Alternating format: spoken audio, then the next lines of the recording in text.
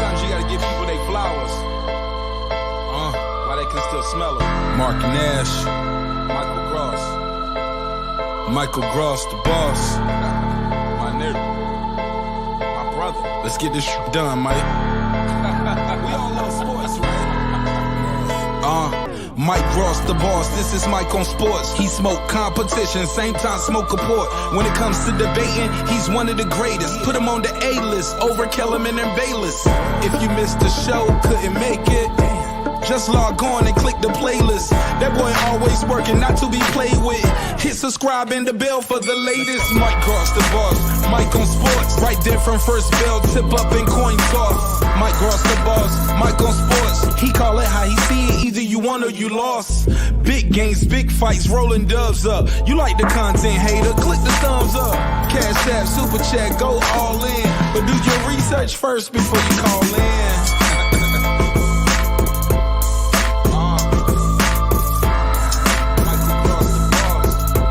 Been waiting on. Yes, I am back. I am back. I am back. I am back.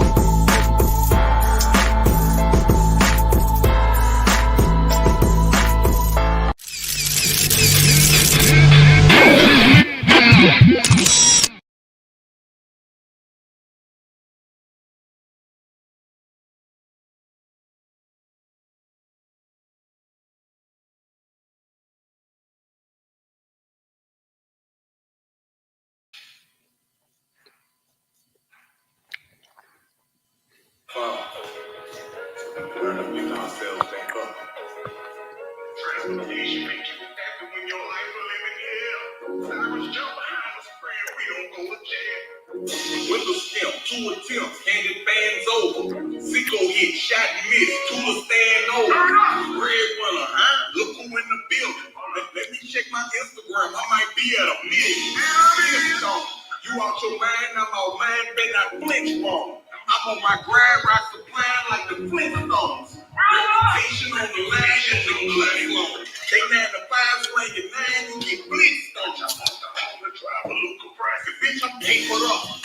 Diamonds glistening, rockin' feelings, I ain't papered up. Get on your shit, get out your feelings, ain't fake as fuck. I'm tripping how I'm living, I can't change it up. I'm praying, man, drop a chain, can't break shit up. Might just be me, I'm in the strippers, ain't no bringing up. I'm talking reckless, bitch, whatever phone I'm hanging up. Dick so good, can't seem to keep this bitch away from up. Man, look at fuck your bitch, she wasn't made to love. Yo, yo, yo, yo, yo, yo, yo, yo, yo, yo, yo, yo, yo, yo, yo, yo, yo. What up, what up, what up, what up, what up, what up, what up, what up, what up, what up, what up, what up, what up, folks?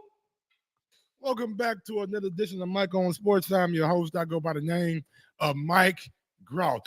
Big up, big up, big up, big up, big up, big up to that 501, man. Y'all niggas know how I get down, baby. Little Rock, we back.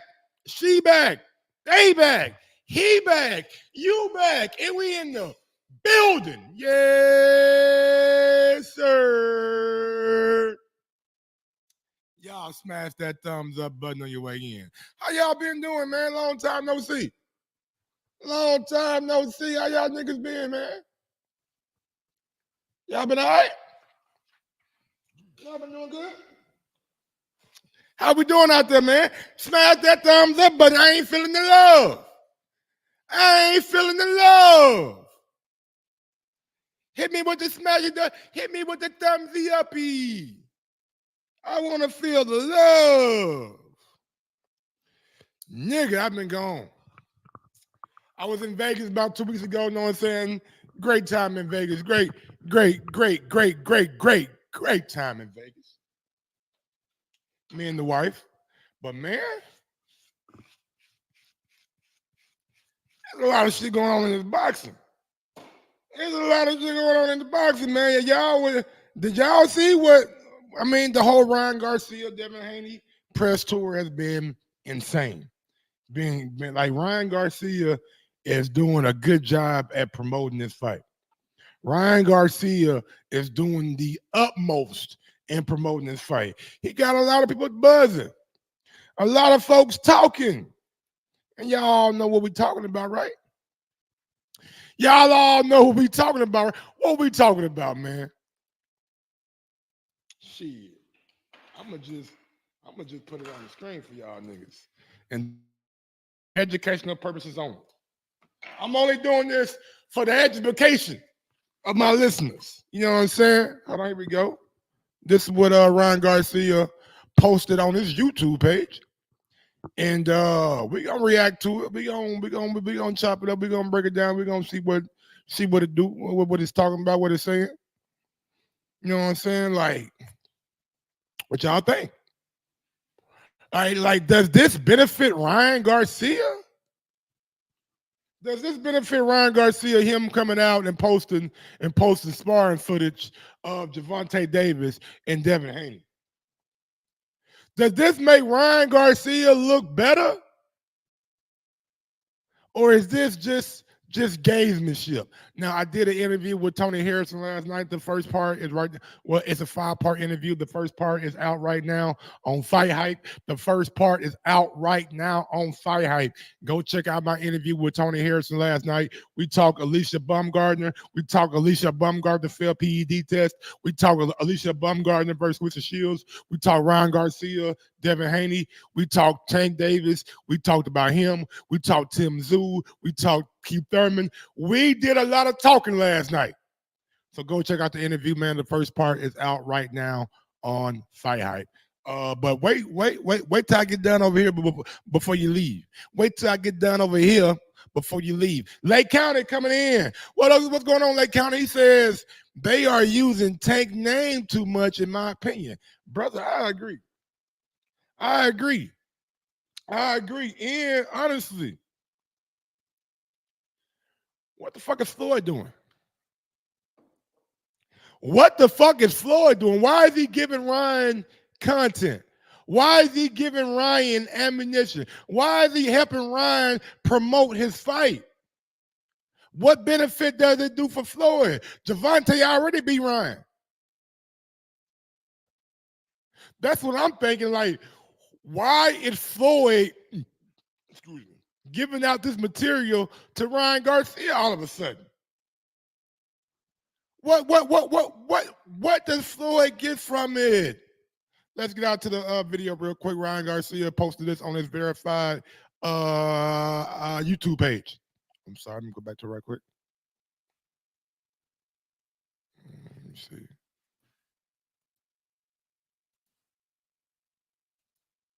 There, go right there. Here we go. All right, here we go. Play.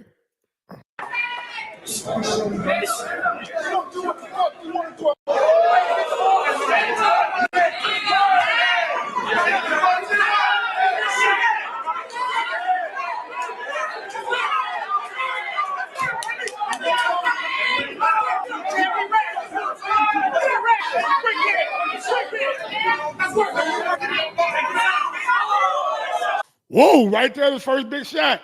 First big shot right there.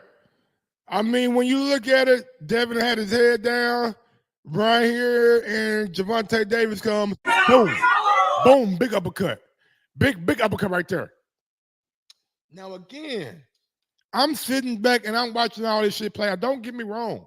The shit is entertaining me. I'm watching the sparring. I'm checking everything out. But again, why would Floyd give this to Ryan Garcia? Why? You used to work with Devin back in the day. And we all know doghouse rules. No recording. But we got video evidence of this right here. Like, this just doesn't seem right. It has to be something a little bit deeper going on, right? Because why would Floyd give this to Ryan? Is he trying to sign Ryan down the road in the future? He still got to deal with Oscar. Why would Floyd give this to Ryan? That's the biggest question that I have. Can somebody help me out with the answer?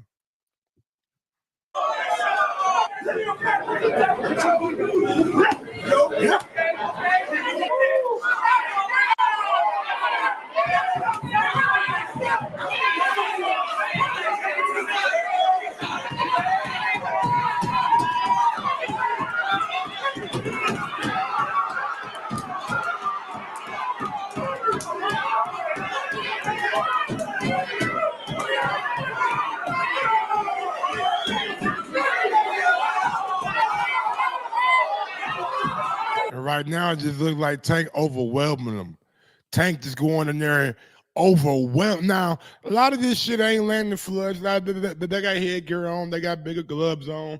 But from the optics of it, you would say that, like, hey, man, this nigga Tank in there, man, he going at Devin. He getting at him. He getting at him. He overwhelming him, pushing the pace, got the crowd going. And Devin right now, only thing Devin can do is kind of, you know what I'm saying? It's kind of just be like, you know, I don't know. Now, I'm not sure what or how many rounds they did or when they started sparring. I'm not sure about any of that shit. I'm not sure about any of it. But I do know right now it looks like Tank is getting the better of Devin Haney. And you, in a second, you will see Adrian Broner, like AB said. AB said he had to jump in the ring, like, hey, hold on, man, hold on. And this is exactly what happened.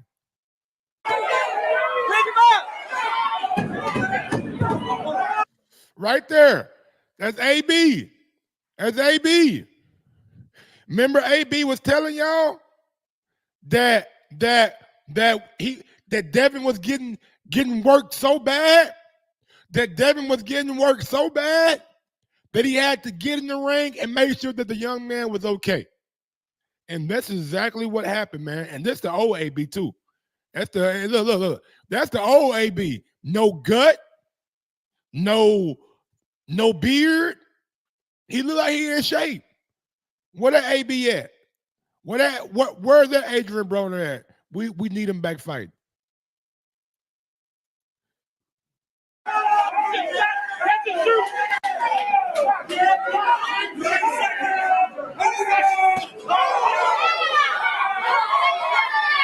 Tank is working that nigga right now. I know how to sparring. I know how whatever, but Tank working that nigga right now, boy.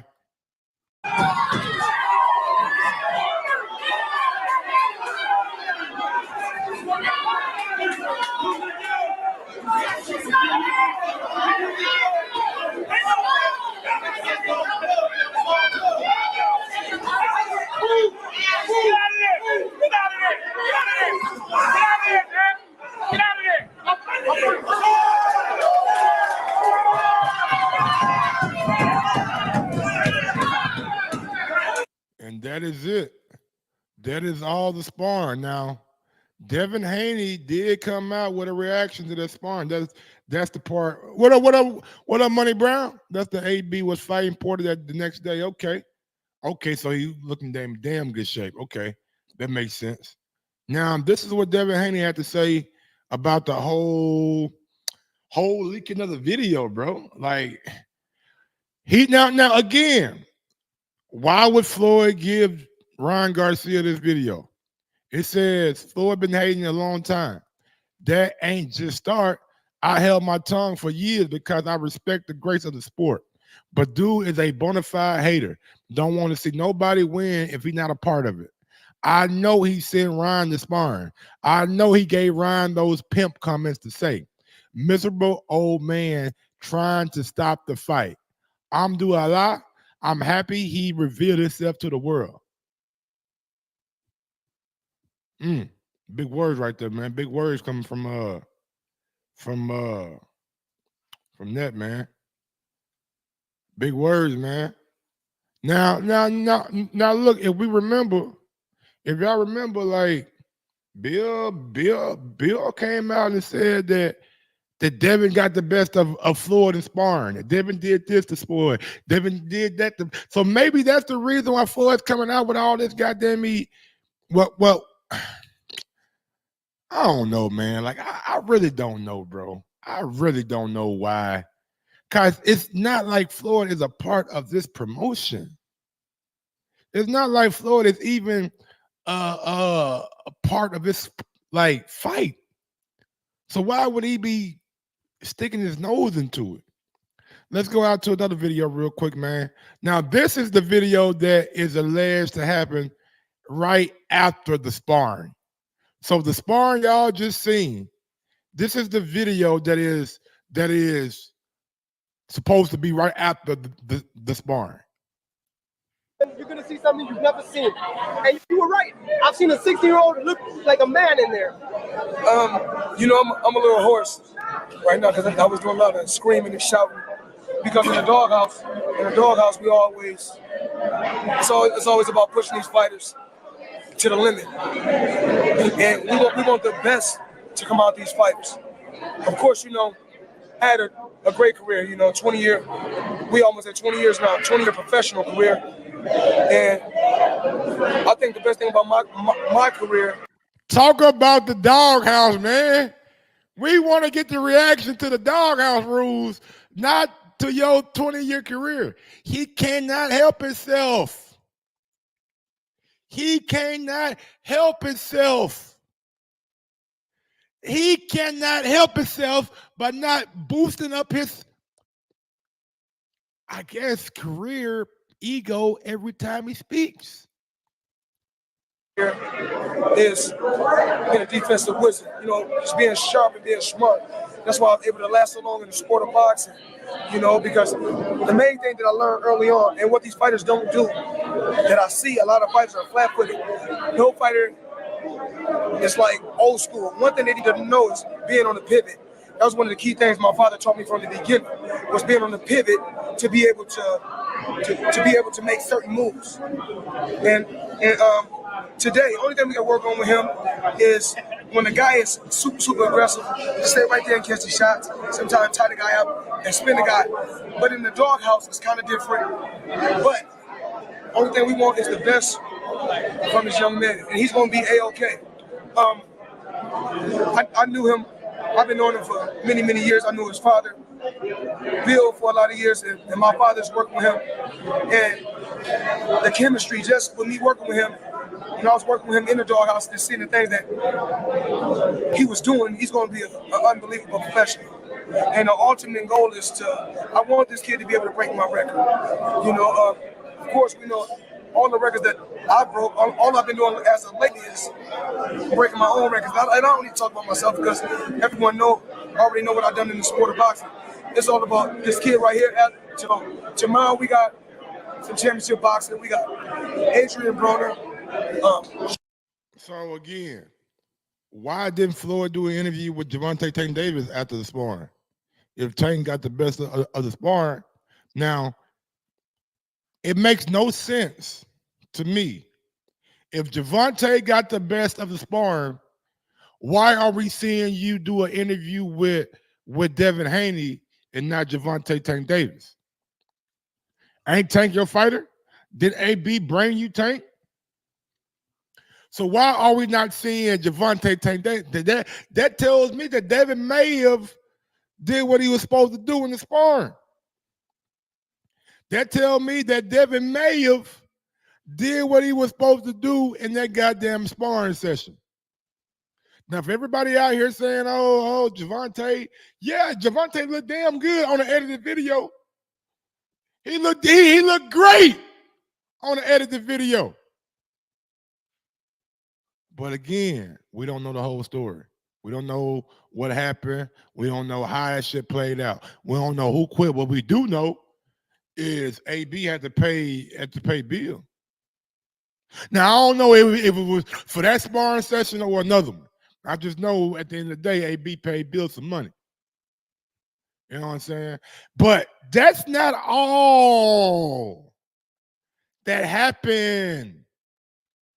Like this press tour has been crazy. Like this press tour has had it all. Had Ryan Garcia coming out saying that he smoked and he drank. I smoke, I drink. I'm supposed to stop, but I can't. I'm a dog. I love hoe. I'm addicted to money, cars, and clothes. Hey, yeah, that's Ryan. That's Ryan Garcia. He says, I'm human. I make mistakes. I wanna invite the Holy Spirit in.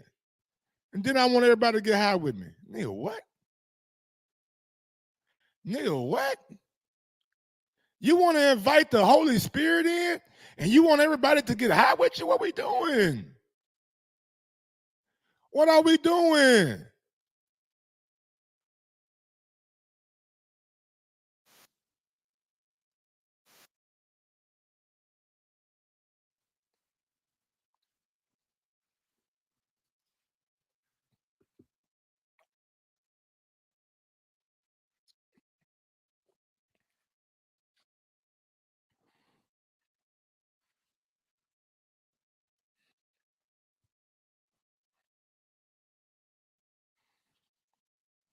I box, I smoke weed, and I'm the best. Honestly, bro, that ain't what I want to see going into a fight. That ain't what I want to hear from a fighter going into a fight.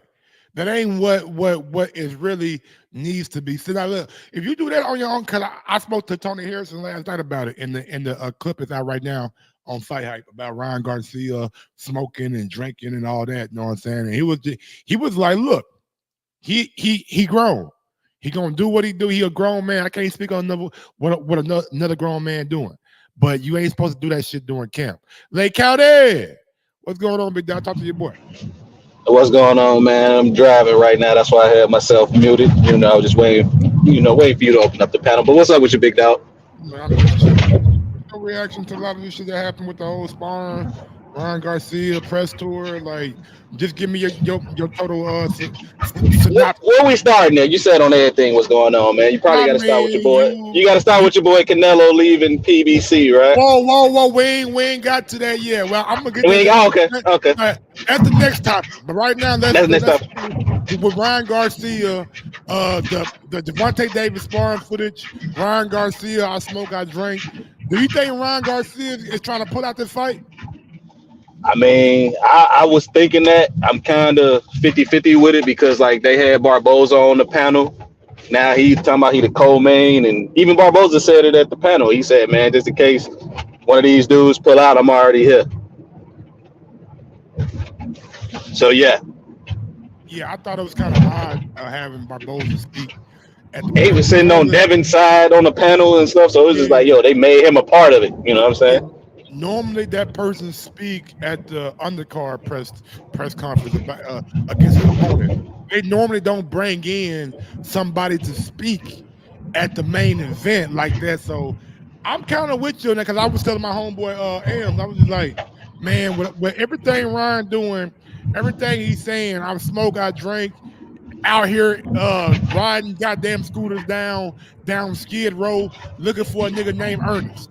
I'm like, what is he doing? I'm for real. Like he was doing that shit on Friday, I believe. So it's just like, is he really serious about this fight?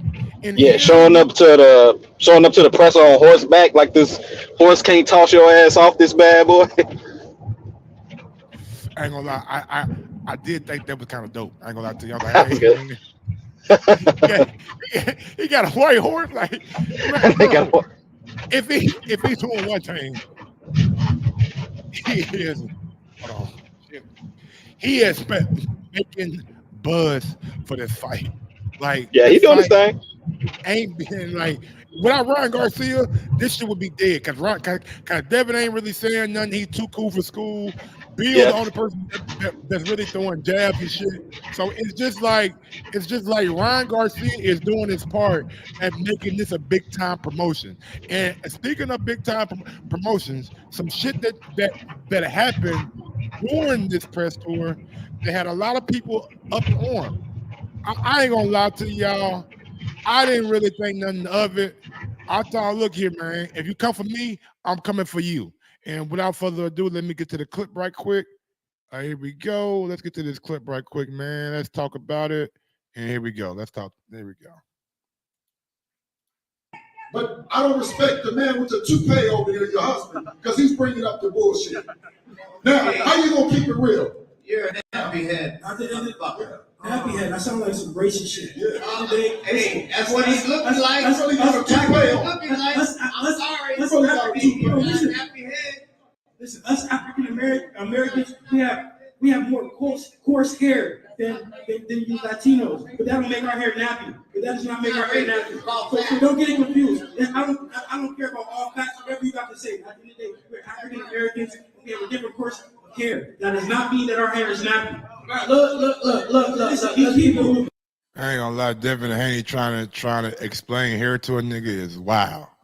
I mean, I ain't gonna lie.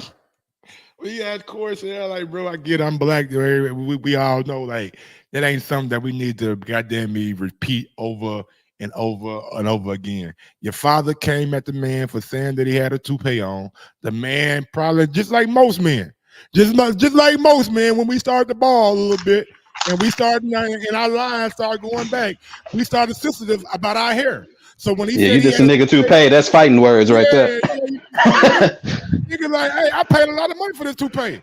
And he probably looking at Bill Haney's hair looking like, damn, Bill got some nice hair, but he was probably just pissed off and called it nappy. Now, I ain't think nothing of it. I was just like, look, bro, Bill came for him. He came for Bill. It is what it is. What was your reaction to Lake County? It was pretty much the same thing. You know, man, I'm a Midwest cat, Gary, Indiana, man. You got to know how to roast. You got to know how to do the dozens, man.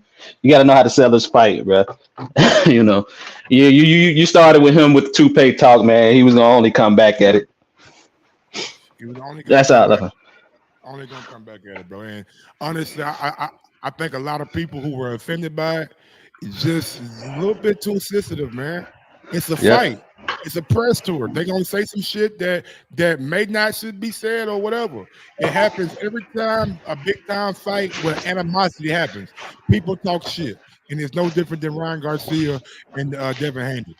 But Devin is showing that, you know, he gotten used to being under these lights though and doing these presses. You know, man, he's starting to talk more fluid. He don't sound nervous. You know, he's starting to own, you know, he kind of owning the audience, but he just kind of, like you said, I agree with what you said when you said he was being too cool for school, man. You're going to have to, and he's going to have to indulge a little bit, though. What these cats don't realize, and I know in boxing, this going to sound so cliche, but I'm going to explain it to the best of my ability. These niggas always want to go to that Money Mayweather. They don't understand. Pretty boy Floyd brought the chicken to the Oscar De La Hoya. I mean, the rooster to the Oscar De La Hoya press conference. He went at Ricky Hatton. Floyd did a lot of antics on his way to being money made. You know what I'm saying? And people just disregard that. I don't understand. Like, Floyd used to make it rain on these presses, man. Thank you. He always had something that was memorable about his press conference, and that's what drew in attention to it. If it weren't for Ryan Garcia, would nobody be really talking about this shit, man? Ryan coming in on the horse. Ryan daddy saying this. Ryan said I smoke, I drink. Ryan dropping the goddamn sparring food. What has Devin done? What has Devin done for this? I'm gonna tell you something else Ryan did. He was real preemptive. He did like a preemptive strike on Dev because he was whoever this little chick is that he keep bringing to the presses. I guess Devin used to mess with her first. Did you see when he tweeted that? Was just like, yo, this is who I'm messing with. Devin should have put the ring on. He was like, you ain't gonna hit me with this, Devin. I'm gonna let y'all know Devin was messing with her before Devin tell you he was. Oh yeah, you got my leftovers. So Ryan pulled a smart move on that one. And the biggest thing about boxing and biggest thing about life is that history repeats itself. Ryan did his homework. Ryan sent to Paulie Malignaggi and Adrian Broner. He was like, damn, how can I one-up this? How can I one-up this? Then he posted with the goddamn shirt of P. Diddy and Devin in the pool and shit. I'm just like, Ryan. This nigga non-stop, bro. Another level, man. Yeah. That's what we need in the sport, bro. We don't need all these niggas coming to press conference too cool, don't want to say nothing, got their Balenciaga on. Who gives a fuck? You niggas rich. You rich. You're supposed to be wearing Balenciaga and Prada and goddamn me Gucci and Louis V. Now he got the best of Ryan on that first take though. Did you see the first take interview? I seen it, but they was bleeping out like a lot of shit out, so I wasn't really getting to hear what they were saying. Yeah, he got the best because he kind of had Ryan, you know, he just keep talking about how Ryan quit, so he kind of got the best of Ryan on first take. I ain't gonna lie, when Ryan started putting lotion in his hair on first take, I was done. I was done with it. Like, man, this fucking brother brought some lotion, put it in his hair, like, you want to appease her? Man, fuck yeah. But And, anyway, and, man. and Stephen A. and Shannon Sharp was hating, man. You see Shannon Sharp gonna say, man, you know Molly she always gotta do something. And then Stephen A. gonna say, of course. I'm like, y'all old niggas hating because she's showing love to the youngins. And y'all nigga wasn't even in studio. Yeah. Button up this Ryan Garcia thing real quick, man. Does Ryan make it to April 20th? Did he make it to April 20th, man? Man, I hope so. To be honest with you, I hope so. I think he's doing a lot. I don't see nobody this invested in a fight, like before the fight and not make it to the fight. You know, I hope he do. You know what I'm saying? I feel Devin Haney gonna wash him. You know what I'm saying? But at the same time, I think Ryan earning his check for this fight, man. Absolutely. I'm on the other hand. I don't think Ryan makes it to this fight. I think injury in camp, something's gonna happen to where he's not gonna be healthy, or so should I say, for this fight. So I think we will see Barboza get in the ring and get Devin Haney. It's just, to me right now, I know the fight. To me, it just doesn't make sense right now for Ryan. It doesn't make the most sense right now, but I could be wrong. It So makes financial sense. It makes financial sense. Does it? Yeah, I mean, who other, him and Tank coming off these 30-40 million dollar paydays, man. Y'all gonna keep it the same, or y'all gonna go backwards, man. What y'all gonna do? Y'all gonna take step forwards, or y'all gonna take step backwards? I mean, it's like, does Devin have the same fan base as a Gervonta Davis? Can he bring in the same dollar amount as a Gervonta Davis? Because they came together and did that 800,000. Do we really think that Devin and Ryan can do 500,000 in this day and age? I mean, what them tickets? Them tickets damn near sold out already.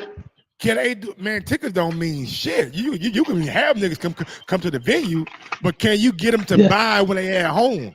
Can they do more than Rolly and Tank did? I think Rolly and Tank did what, 400,000, 350,000, something like that.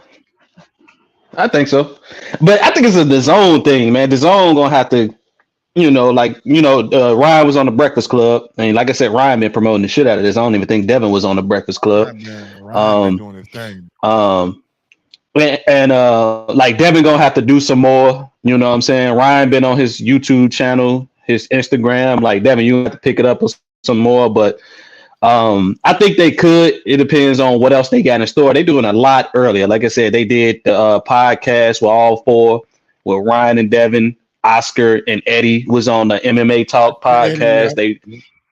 Ryan did Breakfast Club. They both did First Take. We didn't have 2 presses, and we still got like 50 some days out to the fight. So I imagine they're gonna follow up on like the Regis and the Devin face to face, the face off, because I think they did a face off with Eddie and Oscar. I don't know what was the point of all that, but I still want to know what they got left to do. I feel like they need to do something big at least once every week up to the fight.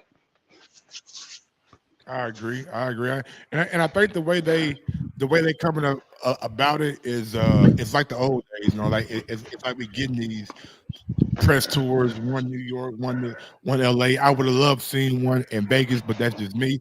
I know the fight's not in Vegas, and it's kind of befuddling as a fight not being in Vegas when you got 2 guys that are West Coast products. Mm-hmm. You got Devin Haney from Las Vegas or Bay Area. You got Ryan who's from LA, be in Vegas a lot. So for me to have this fight in New York on 420 really doesn't make sense, seeing that you got better weed in Vegas. You got better smoke in Vegas on 420, man. You know what I'm saying? So if you're gonna do it on 420, why not do it at a destination where people can come, enjoy themselves, get high, and just chill out, man? New York is busy, it's big, it's clouded, it's cluttered. Like, I'm They got not them sure why. taxes. Yeah, I'm not. You got to pay for the toll or over the bridge. Like, I don't understand why they put it in New York. Could you help me out? Like, do you know why?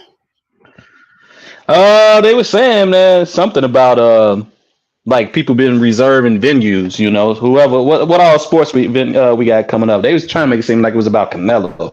They trying to make sure it don't On 420, Canelo overstep over. he fighting May.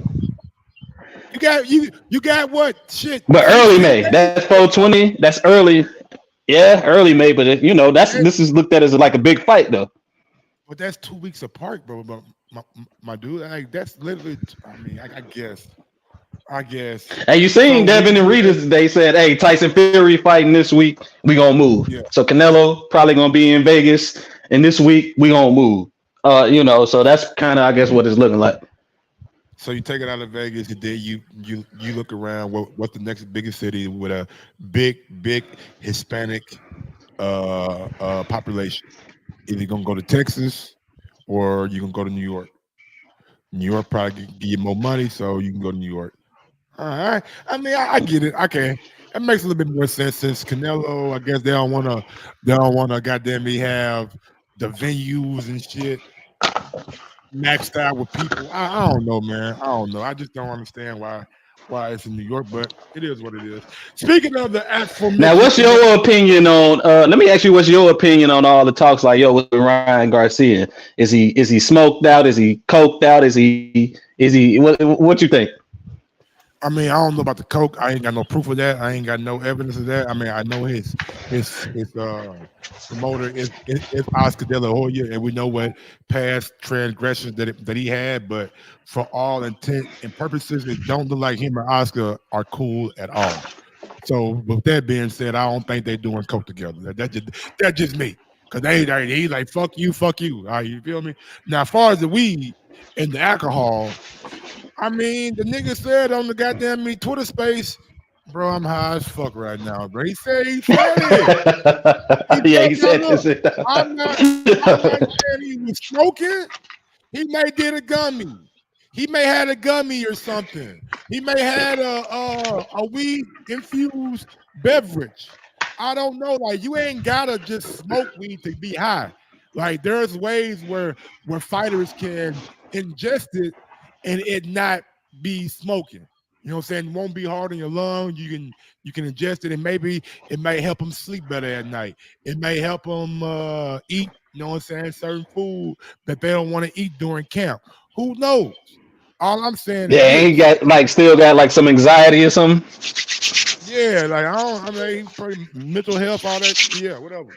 So all I'm saying is this, man. Like, as far as the alcohol goes, though, like, outside of camp, do what you want. You know what I'm saying? If you want to, if you want to party hard, like goddamn me, what my dude name's Hands of Stone, Roberto Duran. If you want to go out there and party hard, like motherfucking Hands of Stone, then nigga do it. But during camp, nip that shit in the bud, bro. You are a professional. I get it. You're young. You got millions and millions and millions of dollars. Your life's changed. You got big money. I get it. But at the end of the day, you don't want to look up in 20 years and be like, damn, I should have did this. I should have did this. Take advantage of this shit while you can. All these young athletes need to look at LeBron James, and I'm not a big LeBron James fan, but he maximized his earnings. One thing you can say about nigga maximized his earnings. He took care of his body in the offseason, so in season, he could always be in tip-top shape. Floyd Mayweather maximize his earnings. When he wasn't fighting, he wasn't smoking, he wasn't drinking, he was spending money with fucking bitches, but he wasn't doing none of that unnecessary shit that takes away from being a fighter. Fucking a bitch ain't gonna take away from being a fighter. Spending money ain't gonna take away from being a fighter. But smoking, drinking, partying, it may take away from you being a fighter because you might not have that same hunger as you had when you was coming up. But other than that, man, I I ain't really got no problem around. I don't think if he makes it to the fight on 420, I don't think it's a fight that he can win. I just believe Devin Haney is a better fighter than Ryan Garcia. Now, we've seen Devin Haney get hurt by Linares. We seen him, you know what I'm saying, get clipped by Lomachenko. So Ryan got a punch his chance, but at the end of the day, it's like they know Ryan got the left hand. They know it, and we know it. If they know it and we know it, Ryan, Derek James, y'all got to come with something else. And it can't be that shoulder roll bullshit that you tried the last fight. That shit was horrible. that Tootsie Roll, whatever the people is calling. Put your back to a nigga, throw your ass, and I don't know what it's called. But anyway, yeah, whatever that was. Let's get to this Canelo shit real quick, man. We're going to bring on, well, we ain't bringing nobody on, but we're going to steal some nigga audio real quick, though. I'll tell you that. Let's see. IFL did an interview with Dan and Raphael. You know what I'm saying? Dan's still eating good, as y'all can see. Get to the audio real quick. So they couldn't come to an agreement of the opponent for him to fight, and there was a thought on the PBC side that we want you to do a fight. We'll do the Charlo fight against Jamal for your guarantee, which I am told was north of $35 million. But you have to agree in fight number 3 to fight David Benavidez, who was not contemplated in the original paperwork, even though he's by far the best opponent that PBC has in its stable of fighters, if not the best opponent, period, that he could fight in terms of excitement and obviously huge amounts of buys and that sort of thing. And Canelo was like, well, if you want me to amend my agreement, you know, we got to work that out. And they just couldn't come to a meeting of the minds on that. He didn't want to fight David for that price.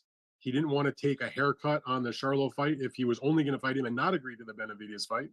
And, you know, you start going through the process, and PBC's, their internal thoughts were, we lost money on the other Charlo fight. We'll probably lose money on this upcoming May fight, being they're on Amazon Prime now, and it's not a big name opponent, relatively speaking. But we'll do that if you agree to fight the Benavidez fight, or even Crawford for that matter, who we believe are A-level fights for, you know, big business. That we give you the 2 second-tier fights. We got to get a payoff in the last fight of the deal. And they could not work out either the order of the opponents, the number of dollars for those opponents, or which opponents they would be. And at that point, he was free to go and part ways. Now, I'm told on their side that if they wanted to continue to work with PBC and PBC wanted to continue to work with him, he would honor the deal under the terms that it was agreed to, which is a certain amount of money for that Charlo fight and the third fight, you know, after that, but not going to agree to it today. Obviously, Matchroom Boxing is talking to him. There may be some other suitors out there willing or interested to talk to him. It looks though that he's going to go back towards Matchroom, and you know the names in the process there. You're talking about Edgar Berlanga, who just won Saturday by knockout, and obviously Jaime Munguia, who's not with Matchroom, but he's on DAZN with Golden Boy, and that's a fight that their side would like to have. DAZN would be interested to do that fight, and I know that the people at Golden Boy and Jaime Munguia are interested to do that fight. So, you know, that's the way things go. He went and did 1 fight out of 3, and it looks like that's over. Who's at fault here then? Is it Canelo or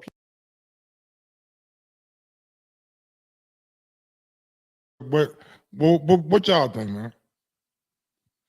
They try to switch up the deal on Canelo midway. Like, okay, look, I know we ain't agreed to the third fight yet, but this is what we're gonna do. We won't take a haircut on this Charlo fight. We probably gonna lose money, okay, but we gotta get a guarantee that this next fight we're gonna give you what 55 million or 50 million, whatever the Dan said, and it's either going to be Charlo or it's gonna have to be Benavidez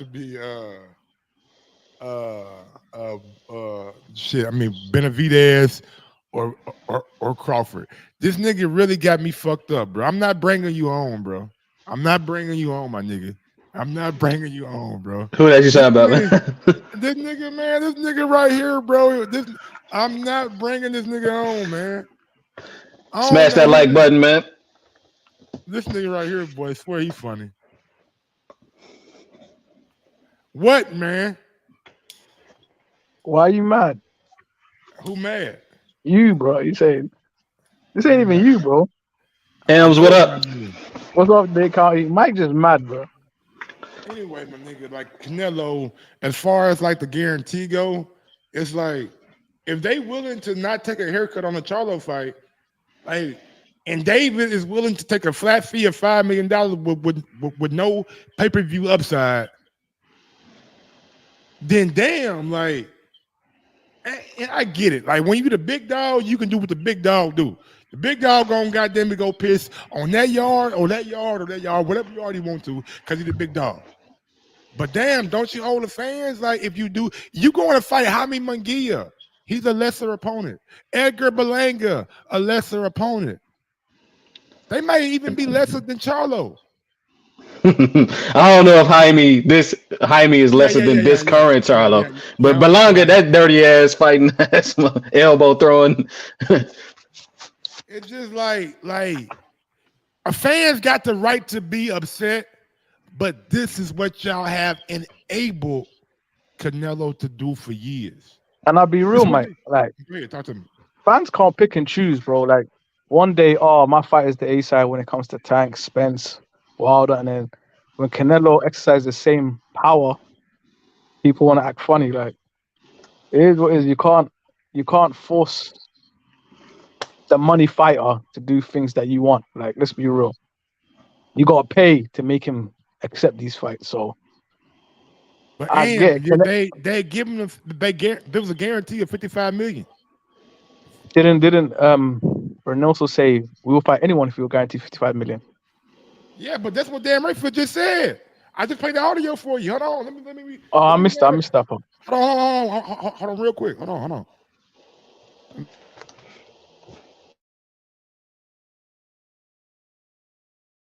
PBC, because you know yourself, Dan, you're on Twitter and Instagram and whatnot. You hear what the fans say, or Canelo's scared of Benavidez. That's the reason why he's left. But is it the fact that PBC couldn't get him that second fight against a big name on Cinco de Mayo? Who's at fault here, do you believe? I think both sides have their. I can't tell you that it's one side's fault or the other.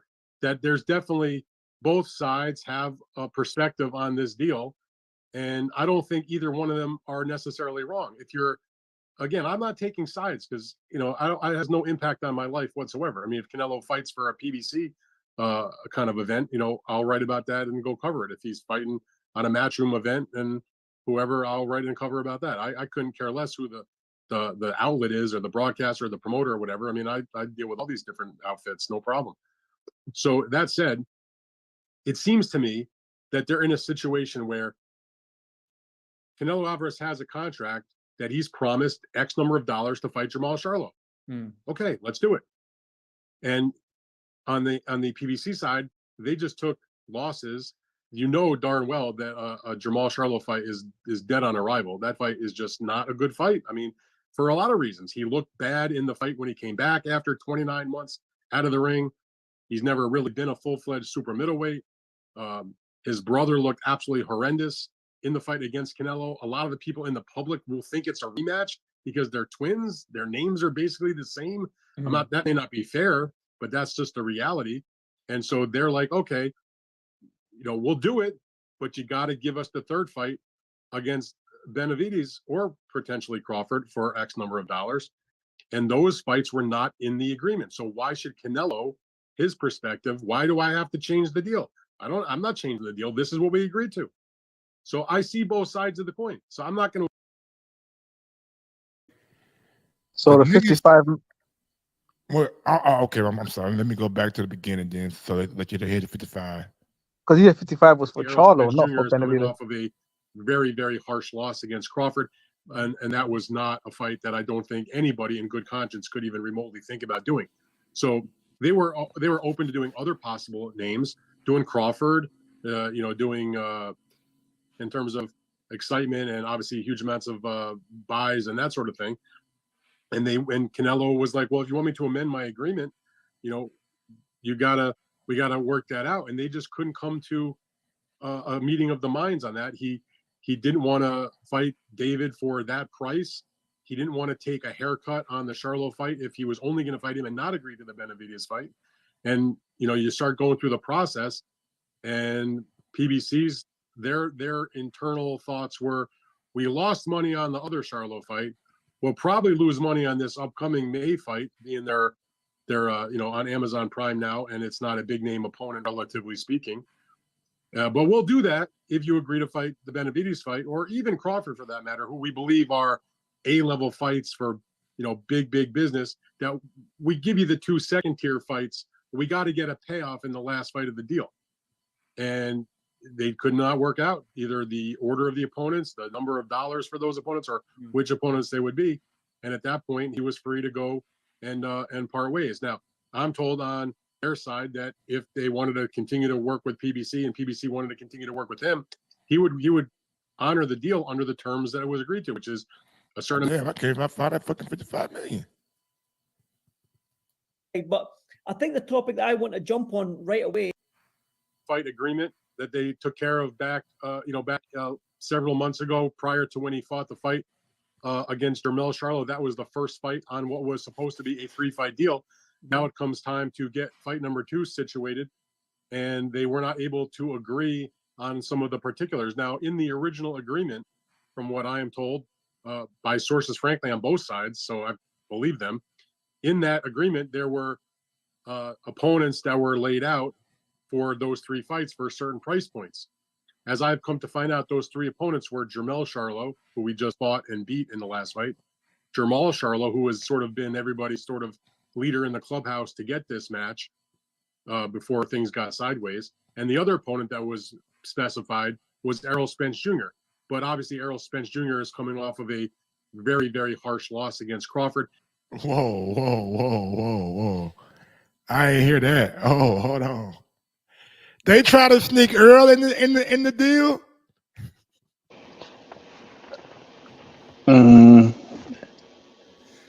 They tried to sneak Earl in the deal. No, this was before Earl fought Crawford, though. So y'all got to put that in the context. This was before he fought Crawford, man. They thought Earl was gonna be, the winner, or they told Earl don't. That's why Al told Earl don't take the fight with Crawford. Now it makes sense, Ams. That's why Al told him don't take the fight with Bud, because we're going to have something big for you down the line. And that's why Earl used to always say, I could possibly move up and fight Canelo. Yeah. Damn. But let me find that $55 million. It may have been a goddamn tweet that I seen. Hold on. I know it came from Dan Rayfield, though.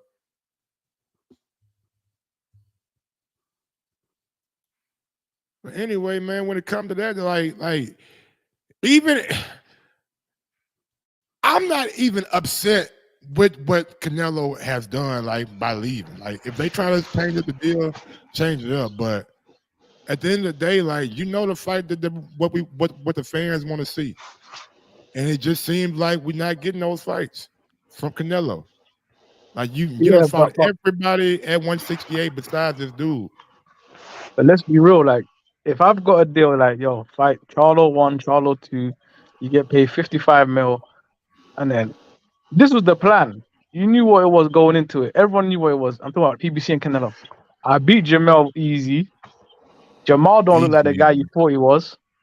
Nope. And you guys are scared now. Now you want to do a switcheroo on the opponent. Nah, that's not what we agreed on. We already knew who Jamal was, right? He was already going left before Canelo joined there. So I don't know. Like I'm with Canelo. Like you can't just change it up on me because you don't like the way it played out. Yeah, you can't try to change the deal up. I get that. And that's why Al told him, like, man, like, bro, you can walk because we ain't really got nothing for you if you ain't willing to like do this and this. You know what I'm saying? Like, we can't give you Charlo 1 right now. I mean Charlo 2 or whatever. And then like you don't even want to agree to Earl. I mean, you don't even want No. You don't even Benavidez or Bud. Like you don't want to agree to either one of them. No, we're gonna renegotiate because That price was for Jamal. I know, but the third fight though, the third fight was either they were saying like we need you to fight Benavidez or Terrence Crawford. Like No, you they're don't saying want to. they're saying we're gonna give you the Jamal money. The money we already promised to agree. We're gonna give you that. Just add this on at the end now. No, that's not how it works. We agree for this. Give me what we agree for. Then we can renegotiate again if you want to do business further on. But But it it's was not a gonna be. 3-fight deal though. Yeah, but they already lined the opponents up for them. Yeah, it was supposed to be, but Earl lost though, so that fucked it up. It don't matter. I could have lost anyway. That was the agreement. You guys don't see money in this no more. That's why you want to change So, it. I mean, here's the thing about it though. If the original was Earl supposed to be a part of it, why not fight Bud then? That's what I'm saying. Like you cool with fighting No, Earl, no. but not cool with fighting Bud. I'm with you. I'm with you. Like, I agree with you. I understand what you're saying, but let's talk strictly business. That's a renegotiation. I mean, that's a whole new Right. renegotiation. Yeah, cause that just Bud just whooped the shit out of Earl. Yeah, it don't matter. Even if I'm whatever it doesn't matter. It's a renegotiation. But even if it wasn't a renegotiation, was he still going to fight Earl? That's what was agreed. Yeah, he had no issue. Okay. Okay. Now I see what Mike said. Because this is like, come on, man, you on some sucker shit. Like you see Earl that got whipped. It was a part of the deal. It was a part of the deal, but you tried to whip on the neck. You feel me? You see Earl got whooped. I don't. I did not fight Earl no more. Fuck that. I want Earl. No, and he don't even mind. He'll take. I'll say, give me Jamal. We can renegotiate, but they don't want to pay him Jamal and then have him have the upper hand. Let's be real. Okay. We taking the side. It's like this is the funny thing in sports as fans, right? We love to kind of take the side of the billionaires over the millionaire. You know what I'm saying? How many times do we see boxers get done dirty by promoters? The one time the boxers holding the promoter to the deal they agreed, we're gonna look at the fighter funny. Nah, nigga, it's not even that. I don't even like Canelo. I don't even like Kobe Canelo. Kobe been told them owners, why don't y'all take a pay cut? Exactly, and people do the same in basketball as well. They look, oh, he's getting paid this much. What? Bro, what does the owner get? I'm looking at it from strictly a fan perspective. That's the thing, though. Like, yeah, go ahead. Like, nigga, I want to see you fight Benavidez or Bud. Like, I mean, I don't see why that's so difficult for you to agree to. But he's telling you, I'm a prize fighter. I fight for money. This is what we agree to. If they don't want to do that, I'm not gonna. They're not gonna just add something on. No. I ain't a hoe. You ain't just gonna add shit on as we go along. This is what we agree. Let's have the. I can understand. Yeah, if you did after the Charlo fight, this is what the issue was, right? But they're trying to say we're not going to give you the Charlo fight we agreed unless you do some extra shit that we need you to do. And he's like, no, I'm not even with that. And I think it's a principle thing more than a money thing, to be honest. I don't think it is too. But again, you dashing across the street to fight Munguia. Because I can go, I'm the face of boxing. I can go over there, get paid. I come over here, get paid. I can go wherever I want and get paid, really. You guys are the ones that are losing prize, big fighters, right? Let's be real. They've lost Wilder, they lost Errol. Tank is about on a half a 500K kind of guy. I know. You know Sabril Matias is on the Matchroom now. Yeah, Sabril now. At least I'm getting paid guaranteed money from Matchroom. I don't have to even sell over there. I just don't. I mean, look, man. Canelo gonna do what Canelo gonna do. He can fight Bud too. Bud a free agent as well. We know why that's like Bud ain't a free agent. I do want to get to some Benavidez audio about what's been going on with the whole Canelo thing. I like David, man. I like David Benavidez, man. He's a damn good fighter. Just tough, man. Seeing him not being able to get like a big time fight. And look, I get it. Sometimes you gotta carve your own lane. Sometimes you gotta carve your own lane, bro. Like you can't be out here complaining. You can't be out here waiting. Sometimes you just gotta be. Just gotta be goddamn me you. Why don't he fight the people that? Why don't he fight the people that everyone else saying he not fighting? So what now? The same way he's saying Canelo not fighting me, there's people that saying he's not fighting other people. That right? Yeah. And so, real quick, man, this interview was done by Ness, so big up shout to Ness over there at the Boxing Force Big ups to him. Let's get to a little bit of the audio.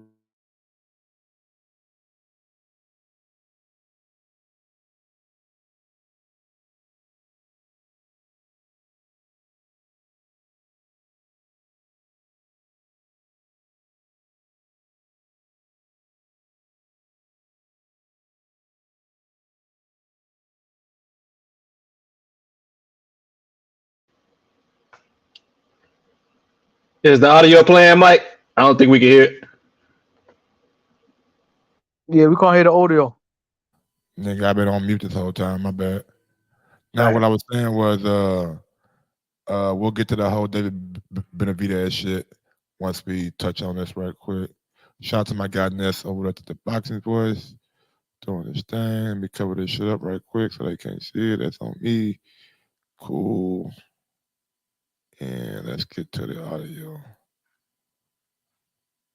Obviously, big announcement. You're moving up to 175. I guess the biggest question for everyone is why announce a fight before Canelo announces that he's not picking you? Well, you know, to be honest with you, I've been wanting to go up to 175 for a long, long time. I've been the number one contender to fight for the WBC for 3 years already. My PBC and Al Haney and Samson were negotiating, and you know, Canelo didn't show no interest to fight me. So, you know, like I said, I'm not going to be sitting around waiting for Canelo. You know, there's still more weight classes to conquer. You know, I've been wanting to go up to 175 for a long, long time. This fight, the winner of this fight is going to win. Be the winner of the interim WBC belt, and that puts you in the number one spot to fight the winner of Bivol and Beterbiev. So, like I said, if he's not going to want to give me the fight, there's nothing much I could do. So now I'm going up in weight. But I was speaking to Luis de Cubas, and Mauricio Suleiman said that they're going to see. If not, they might strip. They're going to see if Canelo still wants to fight in September, and if not, they'll strip him the belt. So, I mean, we're still going to see. But like I said, I'm not. He just put a lot of pressure on goddamn me, Mauricio. He just put a lot of pressure on Mauricio. They told me in September if he don't want to fight, they're gonna strip him, nigga. I don't believe that. That just maybe Mauricio told him that shit just to ease his mind, but I don't think he meant it. What y'all think? That's all cap. Go Yeah. ahead, go. My bad. Go ahead. I was just gonna say what benefits Canelo, man. It ain't going to. Y'all didn't catch that, huh? WBC, baby. What benefits Canelo? Everything he said was capped from the beginning to the end. That 175 shit, super cap. David acted like he 175 fighters didn't want to fight him. That's a lie. I need my money when he fight Callum, bro. I need my money when Wilder AG get on. Don't ever forget that. All right, man. Long we locked in with Callum and Benavidez. We locked in for a lot of money. No, I don't know what we came up with that 200 at. That's why I ain't respond to your bitch ass. It's about $200 for a while. Now that was Javier's. That wasn't me, nigga. No, Javier was like $500. Oh, whoa, hold on, man. Hold on. Yeah.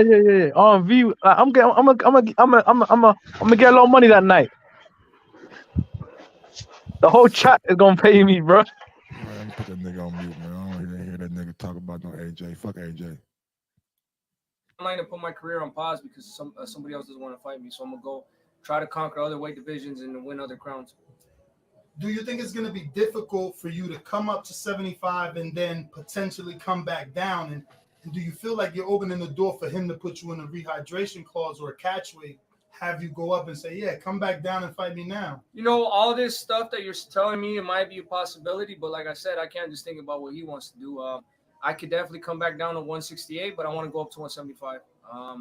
Like I said, it's been my dream to conquer other weight divisions and win all these belts. If I'm in a position where I'm not going to fight for all the world titles, then why am I still in this weight class? You know, so we're going to take it one fight at a time. And we're going to go up to 175, see how we feel. And if we can come back down, we'll come back down. If there's no reason to come back down, then I won't come back down. But if there's other big fights to be made, I will come back down. Now, I like it. I do like it, man. I do like the logic. If I'm not going to be fighting for none of these belts and this dude got him hijacked, why the fuck am I going to allow myself to just be fucking dangled around? I'm going to go up to 175. I'm going to fight Bosdick. If I beat him, I'm the number one for the Art of Better Be winner. I mean, Bivol winner. So shit, if they do more than one fight, then shit, I get them after the rematch, and that may be even more advantageous for me. Let them beat the hell out of each other. But again, Arthur is a different dude. I think he's gonna stop Bivol, and if he stops Bivol, and Benavidez wins, that's a David big not fight. fighting him. David not fighting That's him. a big fight. And damn it, I If don't know Arthur who's gonna stops win. Bivol, if Arthur stops Bivol, David's not fighting him. If Bivol wins, David gonna fight. Man, from 160 to 175, ain't a motherfucker better than the Arthur better be, in my humble opinion. That dude is a monster, bro. That's why a lot of these dudes ain't willing to move up to 175 right now. That's why you see a lot of dudes who just saying at 168 because they recognize the threat that he is at 175. And he's getting older. He's getting longer in the tooth. David said out his own mouth, I was number one for 3 years. Why didn't you fight him then? You weren't even in the range of Canelo.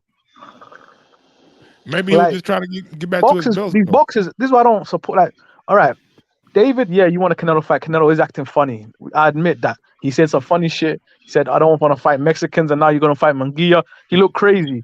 So he is avoiding David. I won't deny that. But David avoiding Better BF and Morrell. He offered Morrell a fight when he had one fight with Ronnie Shields. Since then, Ronnie's like, they don't want to fight us no more. They keep using that one time from way early in his career that Ronnie said, I don't want the fight, not David. Ronnie said, I want to work more with my fight. I've only had one fight with him. But on the third, fourth fight, I said, let's do it. They don't want to do it no more.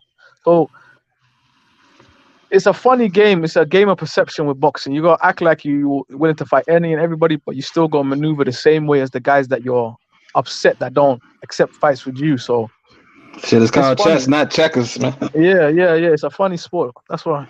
Yeah, and David, he was smart because he was trying to get Morrell early. Because a lot of times they wait too late before somebody actually kind of become good. Like, yo, if they say they want to fight you now, fight them now. And you got to worry about letting them, like how Bud, he got sunk into 147. You should have fought him when he first got into the division. Exactly. And another thing too, like M-Easy bring up a good point. If he beat Vosley, like, is Al gonna let him cross the street to go fight on either Top Rank or Matchroom? For Bivol, I feel like they do it. Probably a Saudi fight, make some money. And now you know Top Rank, they gonna want Benavidez on ESPN. And remember back in the day, I don't know if y'all remember, I did an interview with David Benavidez back in like probably 4 or 5 years ago, and the news then was he came out with a tweet or posted something about him leaving a PBC and going to Top Rank. So I'm not saying that this would entice him, but it's funny how everything will come full circle if that is in fact what happens. Arthur Better beats Bivol, and David ends up fighting Arthur on ESPN. It's going to be a Saudi fight. Probably be on the Zone or something. Where does the Saudi fights play for you guys? Right, you're right. Saudi fight's going to play on the Zone, but I'm not sure with this card is that if it's a Matchroom card or is it a Top Rank card? What, the one they're fighting now? It's just a Saudi card. Don't ever what do they call it? Riyadh season. I'm talking about far as like the broadcast go. Like I'm sure like Matchroom's gonna be in charge of it or Top Rank with having Arthur Better be. I'm sure the Saudi's gonna want. It's gonna be on ESPN. Yeah, I'm sure. In America's gonna be ESPN. Probably in UK being the Zone and everywhere else. Now this AJ fight Friday is on the Zone, so that's what I was saying. Yeah, well I'll say because Fury wasn't Fury on ESPN over there. Yeah, Fury was on ESPN. Yes, he was. So I think the Zone have the World and ESPN take America. That's how I think it goes over there. So no, because this Friday again, it's gonna be on the Zone. It's not gonna be on ESPN because they ain't got nothing. Yeah, but none of them are top ranked fighters though. Fury was a top ranked fighter. And that should come on a Friday night or what? Friday morning. Probably for you guys, for us, 9 o'clock. For you, probably afternoon, like 3 o'clock. Yeah, so I'm gonna be at work when this shit come on. Just playing about. That's probably when the card starts. But by the main fight, card you'll probably start. be finished. Yeah, Yeah. yeah. I'll be off by the time the main card start. Okay. Yeah. All right. But with the scenario, I look at it like this. I feel like I will let him fight Bivol because let's be real, even if Bivol wins, David's not getting knocked out. You know what I'm saying? Like, not against Bivol. No. Exactly. So it's like he might win and it'll be a close little fight, and we don't care. Like same with Canelo, right? But it's different when you got another opposite rival promoters fight and knocking your fight all the way out. It's like that's like the promoter's nightmare. So I don't see the Arthur fight at all, which is unfortunate. I just want David should just get on with it, beat Vostik, but he's gonna look crazy if Better Beef wins and he don't chase him. Yeah, definitely. He's gonna look crazy if Better Beef wins and he don't chase him. So. You got it now. You got a legitimate chance to go and get all the belts. And Better Beef said he's welcome to fighting you already. He said I got no problem with that. And that's the fight where you're gonna have just two guys in there just standing in front of each other. Absolutely. I think that ends fast, like very fast. That fight. Yeah, because like Bivol, he gonna box, and the Canelo fight wasn't too exciting because Bivol just boxed him. He was bigger and stronger than Canelo, so he was just able to outbox him. But like if you got Beterbiev and Benavidez in the ring, that's gonna just be like machismo versus machismo right there. A car crash. Absolutely. All right, let's get to a little bit more of this audio, and if y'all want to go watch the full interview, it is on the Boxing Voice YouTube. Probably gonna play about another minute of this audio just to see what David's talking about. Let me skip forward to about 4 minutes and see what he's saying, and let's check it out. For the title shot, I haven't got the title shot, so but just like I said, we take it one step at a time. We'll see what happens. We're gonna win this fight, and then we'll see what happens after that. Now, you're moving up. Is it just because of Canelo? You don't like the names Christian and Billy, David Morrell, Eric Bazian, and none of those guys want to make you stay in the division? Those are good names. Yeah, I'm not leaving the division. You guys are making it seem like I'm leaving. I'm just going up and winning another fight up there. There's an opportunity to win the fight for another belt. So, like I said, at the end of the day, like Gervonta Davis did it. He went up and he came back down. There's been a lot of fights. All right, I think I've heard all I need to hear. I get it now. I get it. You just don't want to make the weight. Hey, look at her. You just don't want to make the weight. Just keep it a buck. Oh, Mike, bro, I'm tired of making 168 all the goddamn time, bro. I'm tired of this shit, bro. Let me make 175 one time and let me eat a little more. David, I get it, brother. I give it. Ain't no reason for you to make the weight if you ain't fighting for the titles. Them niggas in Billy, he a threat. Them niggas, David Morrell, he a threat. And the name ain't quite David Benavidez level yet. So it's like you taking a risk for a low reward. Why not move up to a guy who was a former champion, somebody who lost to Better Beef, somebody who only got, believe, one loss, somebody who beat Adonis Stevenson. That's a bigger name. I get it.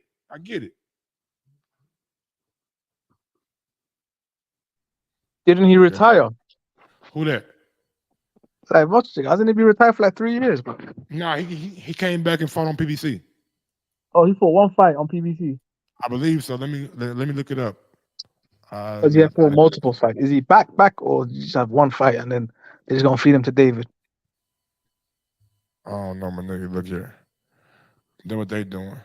Look at that. That's what they doing, my nigga. I don't know what the hell going on. I got some. Yeah. He fought Isaac. No, so he came back in February of 2023. He fought Jose Obando, won by a UD.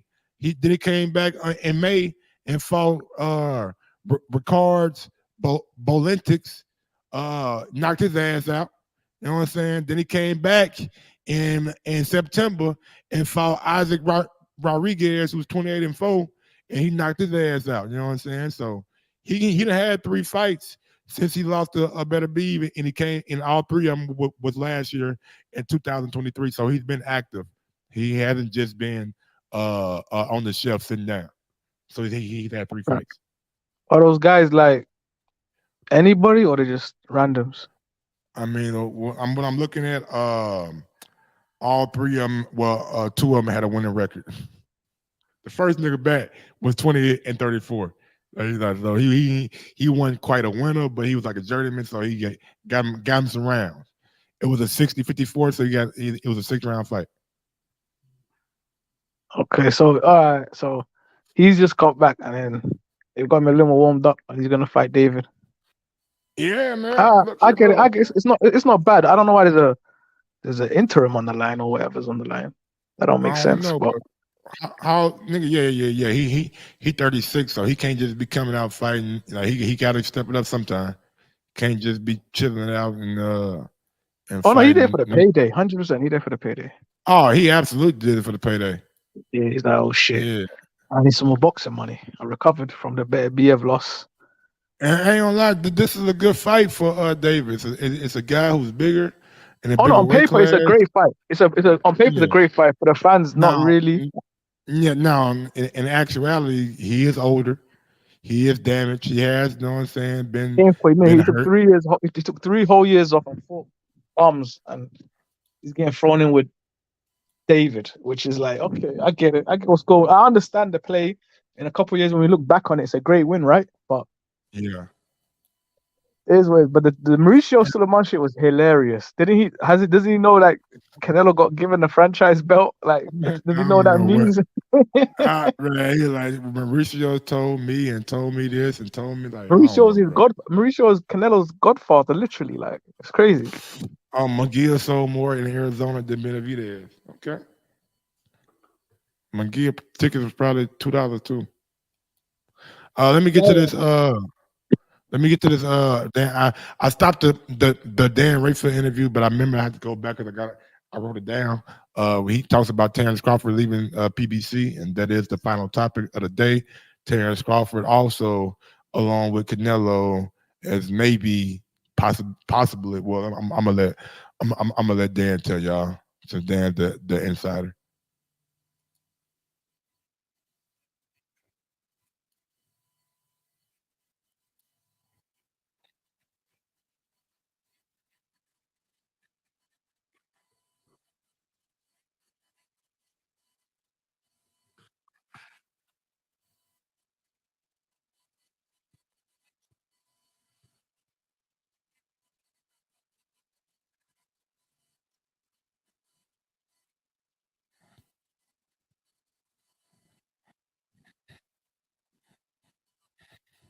Mike, we don't hear shit, just to let you know. Oh, my bad. I'm glad you said so. Because I'm over here listening to this shit, nigga. Dan just started talking, so that's good. Let me see. Put it up there. Let's go. On it a bit. Okay. By stopping McCrory. Weight division. I'm like, there's not really anybody left for him to fight at 147, if I'm being honest. No, you're right. Mario Barrios. Right. I don't see anyone in that 147-pound division for him to fight. So where does he go? Who's got the best 154-pounders, maybe 160-pounders? Can you see him going anywhere? Can you see him, Eddie Hearn or Golden Boy or anyone giving him an offer?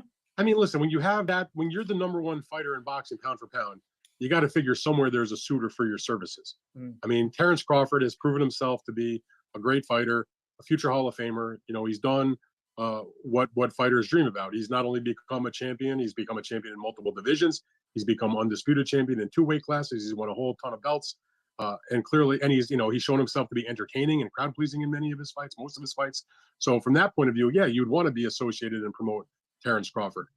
But you just made the point, like, who's he going to fight? Now, obviously, it takes 2 to tango. And the difference between Canelo and Crawford is that Canelo has established the point that he can do a floor on pay-per-view of a certain level, even against a much lesser opponent.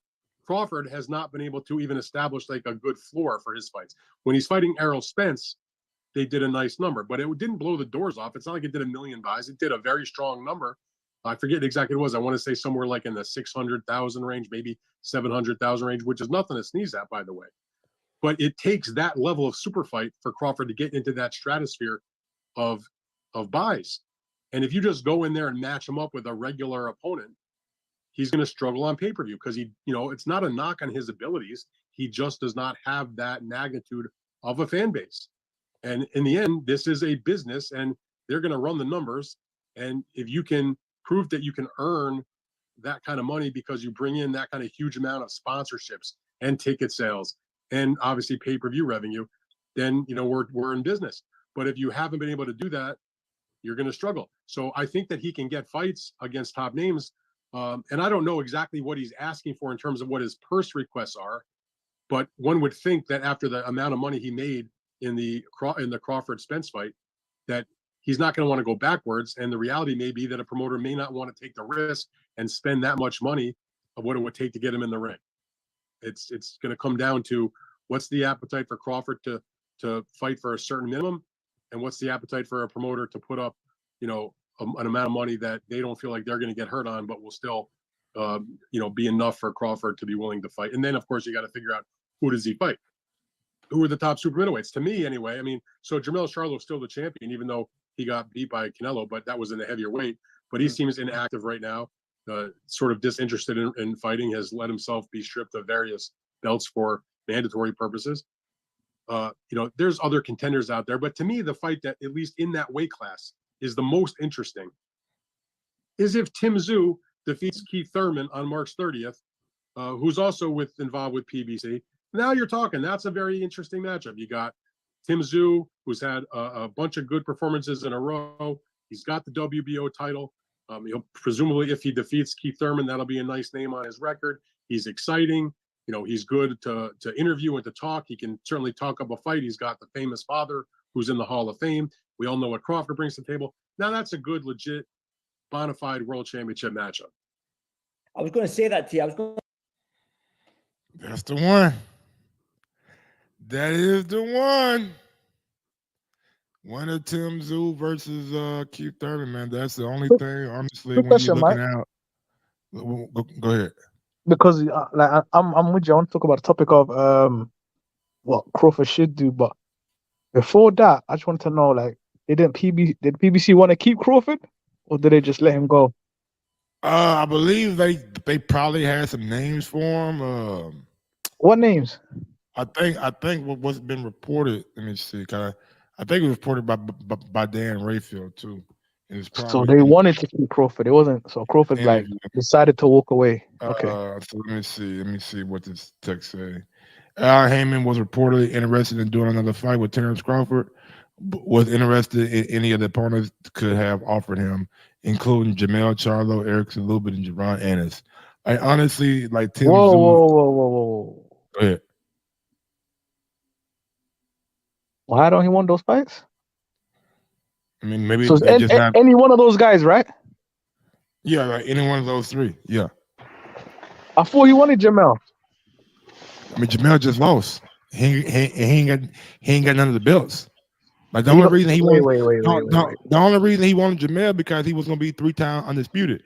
When he dropped that belt to Tim Tszyu, that shit went out the window. I get that, but doesn't he have the other belts? Well, what? No, I think Jermell. I think he champion in recess, man. Wait, let me check now. I'm sure Jermell only got stripped for one belt, the WBO. I think I'll check right now. Put him champion in recess. I mean, if you listen to what Dan Rayfield was saying about with the right opponent, I don't think that Boots, he's the right opponent for us, for hardcore fans. But to move that needle. Yeah, he champion in recess with the WBC, and he got stripped of the WBA title. WBA IBF, he got stripped. Okay. Yeah, like this nigga. So he got WBC. He got a WBC because Ryman knows he's not a champ. He champion in recess in WBC. No, but there's no champion in WBC. Nigga, it will be on Sebastian Fandora versus Boychuk. It's for the vacant. Yes. Okay, I didn't know that. Go ahead. So he didn't want the NS, but he wants the WBO for Tszyu. Yeah, I mean that makes sense. Nigga, Tszyu coming out off big wins. Harrison? And he got a big name too, nigga. Like he got a big ass fan base too down in Australia. Who knows, nigga? This fight should go down to Australia for a big bag. If they pay Cambosos all that fucking money, nigga, they'll throw a boatload of money at Crawford Tim Tszyu. And that shit will fill up that arena. Yeah, no, they'll turn up because they don't get those kind of fighters regularly, so they'll definitely turn up.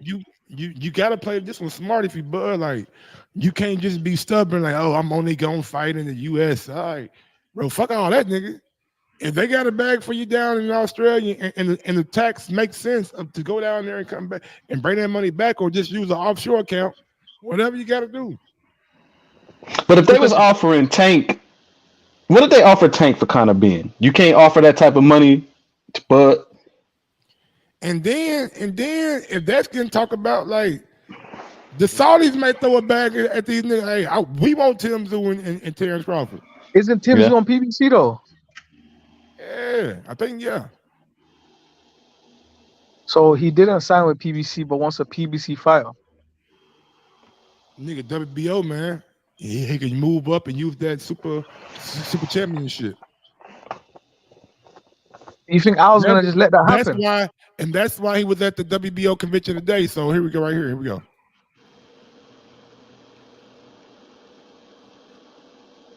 Hold on, let me share because I forgot y'all can't hear it when I don't share it.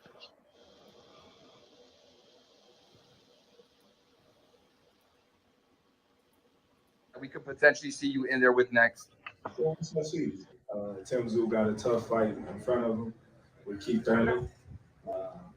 Hopefully, after that fight, we can see the next move. But like I said, we got a few guys on the roster for Terrence Crawford next fight, and Tim Tszyu, Keith Thurman is one of them.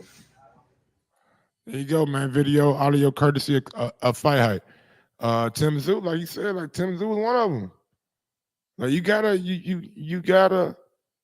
So that's the fight he wants, basically. Okay, and he just came out too with an interview with Fight Hype, another one.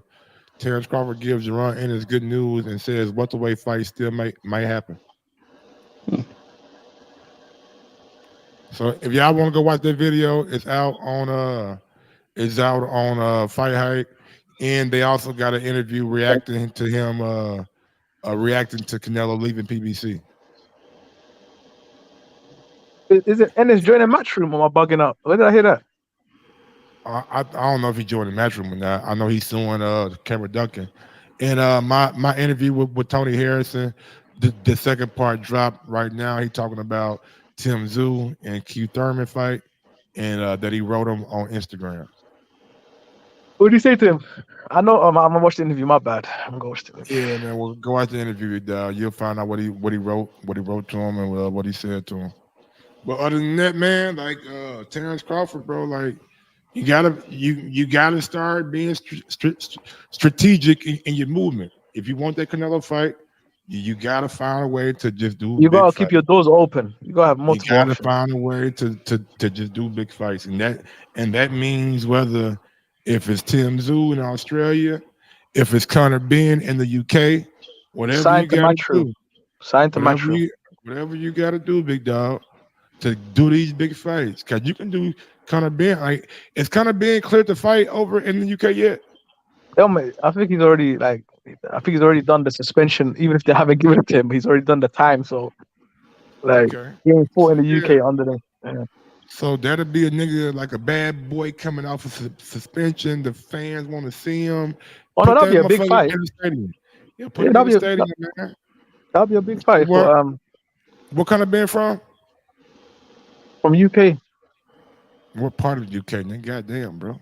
He lived in Australia, came back when he was like 13. Like, it don't matter, bro. Like, they'll support it. Where that nigga Nigel Benn live at, man? I'm trying to see. Is it like a soccer team? They're gonna put that in London, bro. I'm gonna put it in Wembley. Okay. No, maybe Wembley, but they're gonna put it in London. O2 or like. Nah. It's bigger than the O2, man. It's bigger than the O2. Yeah, but you could charge extra, like. What that Nottingham stadium? Yeah, like, did y'all just build like a new stadium in London that hold like 70,000? There's like 100 stadiums to choose from, bro. There's like 20 in London alone. Like they can really put it anywhere they want. It's not an issue. Like they can make a whole new place and just say we're gonna put the fight here. It just Manchester, shit. Put it in Manchester Arena. 50,000. I think that London because you could charge the highest ticket prices. But you got to put it at Wembley. Like you Yeah, Wembley will be the best. Wembley will be the best because you don't have to charge all the tickets expensive and you can fill it out. So you can 50,000 in that bitch. yeah, and put them in the sky and that. But when it comes to I don't know, he should fight. He should decide to match him. Canelo fight is there. Tim Tszyu, I don't see it as a big fight. Obviously, good money for him, but if he go left, imagine you get knocked out. I mean, I don't nigga seeing how he just whooped up on Earl. I don't see nobody beating this dude, bro. Mike, come on, are we being honest? Like I'm being honest, my nigga. I'm like the way he. Nah, he had a disaster retina. He had a car crash. Come on, Mike. Man, we wasn't saying that about Danny Garcia and Ugas, man. What was this? Mike? Come on, Mike. Nigga whooped him with ease, though, bro. Yeah, like it wasn't a struggle. So that tells me, like, nigga, you picking on nigga that 147, move your ass up. Shit, you picking on these little ass niggas, man. You knocking all these niggas out. It's not a fault that he fought at 147. I think Jerron gave him a better fight than Errol could have gave him. That's the truth, bro. Man, Jerron got so he wasn't the ass snatcher going into the Bud fight. What Mike, he did with Ugas. You know, Mike know I'm trolling. Though, he know I had no faith. Yeah, I told him. You gotta be real though, like bro, like this nigga went 12 rounds with a nigga named Karen. Like who is that nigga? Hey, Karen tough as dirt, bro. Tough as hell. Some people tough. Shit. Nigga Bud would have knocked that nigga Karen the fuck out. Wait, Bud didn't knock out everybody, Mike. Everybody at 147 he did. So you think them lightweight divisions take bad punishment? Man, he was depleting himself. Maybe I don't know, man. We'll see. I'm just saying. Do you think it's like all right? If right now Ennis and Spence fought, who you got? I don't know. I'm asking you who you got. You don't. Of course, you don't know. It's a guess. It's like, a 50-50 fight. It's a 50-50. What about you, Lake County? I would favor Earl. I might have to go with Boots. Come on, man. Like, we saw Errol leaking from Earl. Frank Martin, bro. Frank Martin had Errol leaking in sparring, bro. I would favor Earl.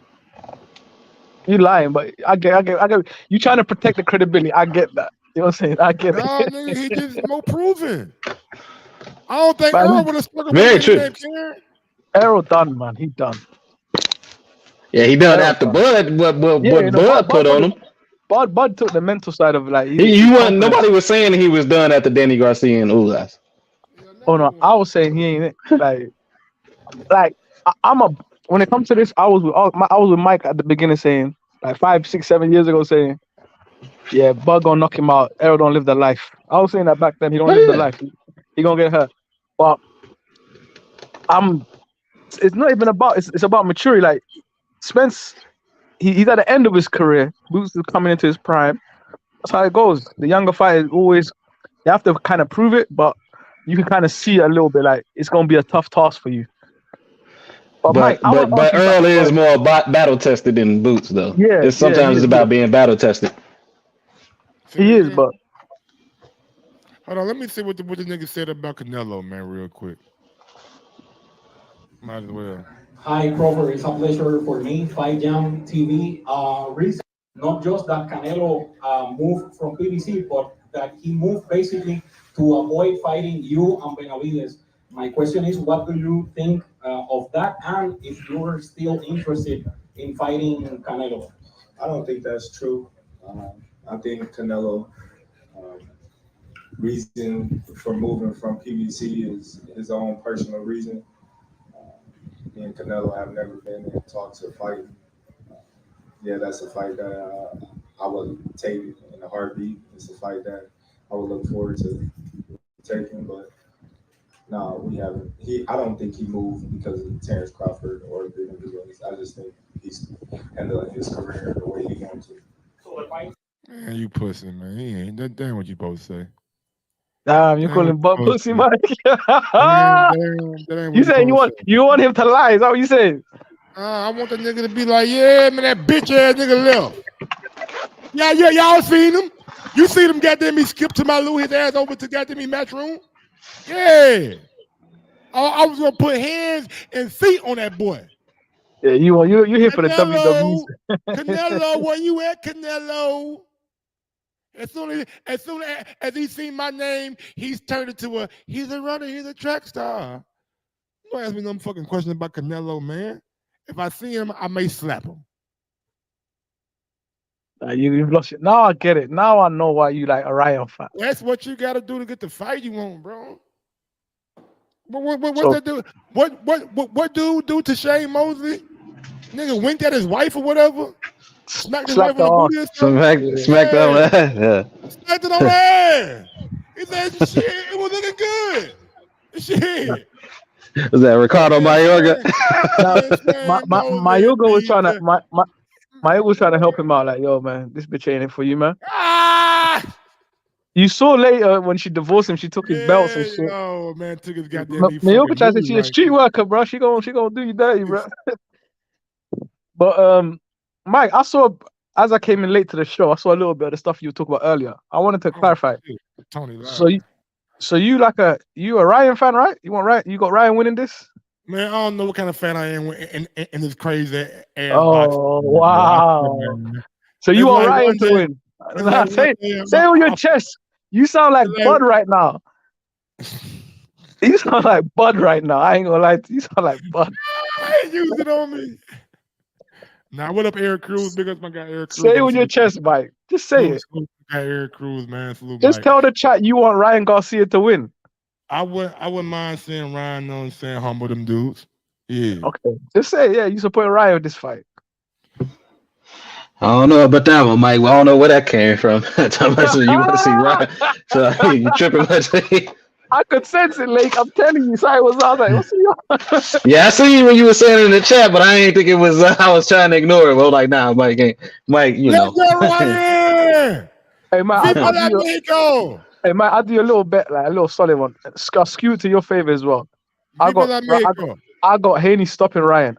If Haney don't stop him, I'll pay you. If Ryan gets stopped, you pay me. If Ryan make it the distance. Yeah, well, no matter look, as long as he make it to the end of the round and he makes it to the judges' scorecard, don't matter if he lost every single round, I'll pay you $50. If Ryan gets stopped in any way, doctor stoppage, corner stoppage, knocked out, ref, whatever it is, you pay me. No, $50. No. Oh, you pussy. So you supporting Ryan and you thinking he gonna get stopped? My nigga, you came at me with the bet. I ain't come at you with no bet.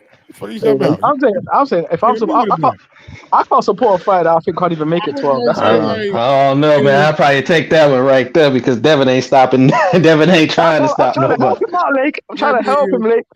Devin came in at 165. What you talking about? Hey, Lake, I'm trying to get Mike to bet me. He ain't bet me in like 2 years, man. I see a nigga quit, nigga. You can't tell me nigga won't quit again. What you talking about? Oh, right, you supporting the quitter? Okay, makes sense. I mean, he quit under, catchweight rehydration clause and Mongolian Mole, who was just on Pro Box Wednesday. That's the excuse that niggas use. It was nigga, you agreed to it. You knew what it was from day one. He agreed to it. That's facts. He still quit. He chose to stay down. Yeah, he chose at 10. You can get up. Like as soon as you say 10, I'm up. Nigga, you could have done a Keith Thurman. You could have done a Keith Thurman and run around the ring. Literally. Put your fucking mouthpiece out real quick. Start running. With them bruised ribs. Oh, he was injured. That was an excuse. Oh yeah, he was injured. He's like, maybe leave my injury. Yeah, because that's what Joe Goosen said at the end of the fight. Joe Goosen said, "What, he hit you in that rib?" Now we cool. Though Mayweather did me wrong. Now we cool. Now Mayweather giving me videos to send out and shit. Now, man, this shit is wild, nigga. That's why I know who to rock with me, nigga. Nah, I stay with the real fighter that fights the tough fights. If my nigga Shakur, I'm retired yet. Is he coming back? You a Tank fan though? You a Tank, right? Man. Mike support everyone except for Haney. Mike just hate Haney. It's okay, Mike. I ain't feeling Shakur lately, man. Cause like, if you got Kid Schofield calling you out, you want to try to say fight Abdullah Mason. Who? Kid Austin. Kid Austin, you know that. Oh my God. Okay. Philip Schofield, Mike. Philip Schofield. Who he Okay. beat? How many belts he got? You see how he get late when it's his fight? Yeah. He get real protective. Nigga, we a multi-division champion. You talking about Why you take 25%? No, but what's the name? Shakur gave him his word though, didn't he? He said, "Hey man, we gonna fight." I lied. I lied. Mike gonna do the whole show. Mike do the whole show say Canelo ducky. Be real. So, I lied, nigga. Okay, so what? Yeah, he trying to do something about it. He trying to get that motherfucker in the ring. Get it back in blood, nigga. When you see me, you see me. This is the real Mike. He letting it out. Look, when Mike supports somebody, this is how he really act. Don't try to hold me to a nigga name who ain't never been champion before. Hey man, you can't be champion unless they fight you. Why did Shakur? Shakur retired. I can't get nobody to fight you. I can't get nobody to fight me. But when somebody want to call him out, they send the belt by the mail now, nigga. You ain't got to fight for these belts, but they send them by the mail. As boots. Ask Gervonta Davis. When that nigga beat Machado, they gave him the belt. They gave him the belt. Yeah, they swapped out. That was disgusting. What? That was disgusting. Niggas getting belts by the mail now, man. They handing them out. So Kid Schofield, get in line.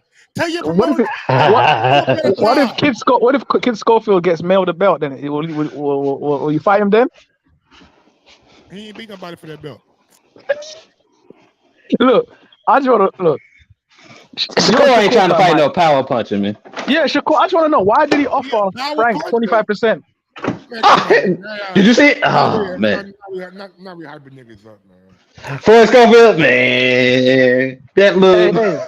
The guy said he'd fight him, and now he lied. Now he lied, yeah. I seen him go the distance with niggas too. Y'all like he just knocking everybody out. He ain't Tank. Wait, Shakur. So wait. Shakur still has he had a fight at 135 yet?